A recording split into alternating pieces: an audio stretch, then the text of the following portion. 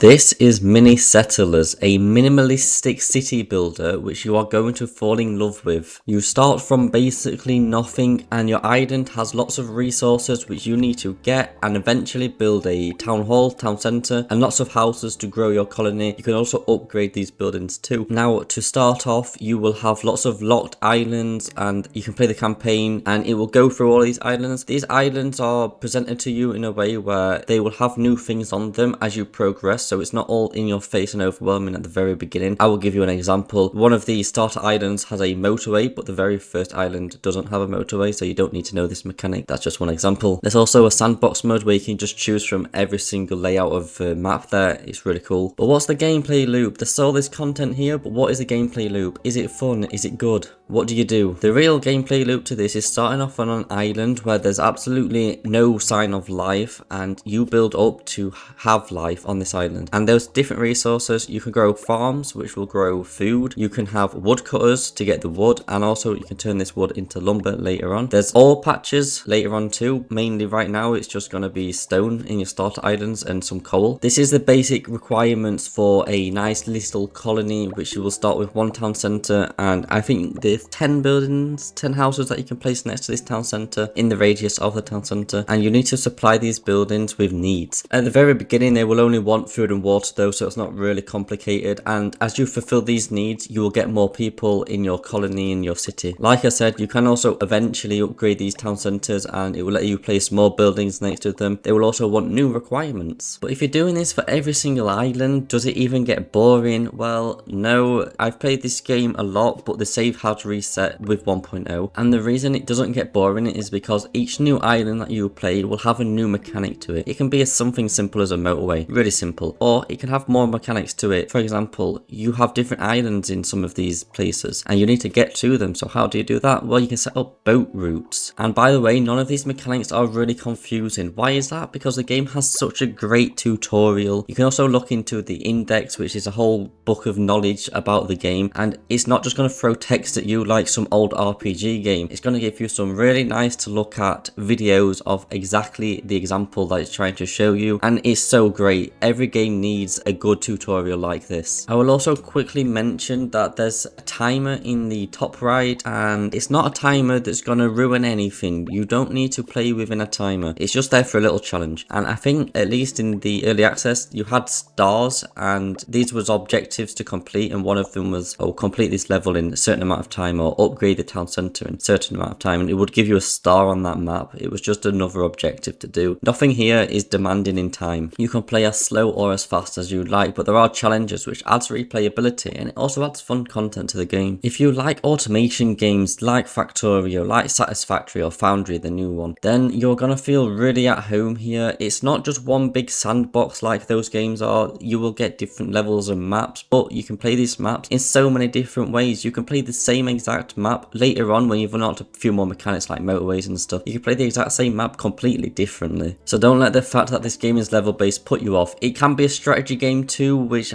is probably in the right genre for being a strategy game, because you can just have so many different levels and your mind's going to be like, how do I even do this? But I wouldn't say it gets as confusing as something like Mindustry. That gets really confusing mid to late game. Also, if you like city builders, like City Skylines, yes, I'm comparing that game to this game because this game is awesome, and you like those city builders, you are also going to like this game too. Again, they also can be one big level sandbox games, and this game is very level based but is so good to play. So that's 3 genres which you might have interest in one of those, and you are going to love this game no matter what. By the way, this whole game is Steam Deck compatible. I play all of my games on Linux because I'm a nerd, but you can play this on Steam Deck. It has full controller support and Steam Deck support. And just to give you some little information that about the 1.0 release, it wasn't just a bug fix release and they slapped 1.0 on it, Shadows of Doubt. They actually added so much more content here, and there's so many more levels to play now, and also there's a sandbox mode which lets you select the very map design that you want to play on. There's lots of different biomes now. You have desert biomes, they're going to be so cool to play, and you also have snow biomes, which is that's just going to look aesthetically pleasing no matter what you do. 1.0 added over 20 new buildings. This is going to get so insane. This little minimalistic city builder, as they call themselves, it's no longer minimalistic. There's so much content there's so much to do here. That being said, there's no confusing mechanics, there's no super in-depth mechanics, so you will be able to just relax and play this game at any pace. It can take you weeks or months, and you can just pick it up, have a few hours on the game, and you're gonna realize and quickly relearn the mechanics that you just learned while playing before. 1.0 also added productivity switching. This is a really cool mechanic. I'm surprised the game didn't already have this in, but now it does. You basically have one building and you can select the output of the building. It's always going to be the same, but how you get to this output can be different. Let's say something requires food and water. Well, there's now different options for you to be able to produce this product that isn't food and water. In the same sort of similar fashion, you now have switching between needs of these houses. So like I said, houses have needs. At the very beginning, it's just food and water, but they get more complex and more confusing. You're gonna need more buildings to start producing. You need requirements like lumberjacks or glass cutters and stuff like this. Well, and furniture. Now you can select the needs. So let's say maybe glass is too hard. You can select out for furniture. That's a bad example because that combo doesn't exist here, but there's stuff that you can select out and it just makes it a lot more easier to play, but not also easier. It just gives you an option, right? They also added Steam backgrounds and trading cards so you can customize your profiles up. And because the devs are so awesome, you can go into the properties of Steam on the game and select early access build branch, and you're gonna be able to play your old save that you spent many hours on, hopefully. So do I recommend this game? Is it great? Well, I think it's pointless for me to say because the video explains absolutely everything. Yeah, this game's phenomenal. It's amazing. It's a one of a kind. It's one of the better city builders out there. It's so cool. It has so many different genres inside of it. I like automation games. I'm not really a city builder genre person, but I absolutely love this game because it has automation in it, city builder in it, it's got strategy in it, puzzle. Man, this game, it has it all. Now let's get on to the negatives of this game.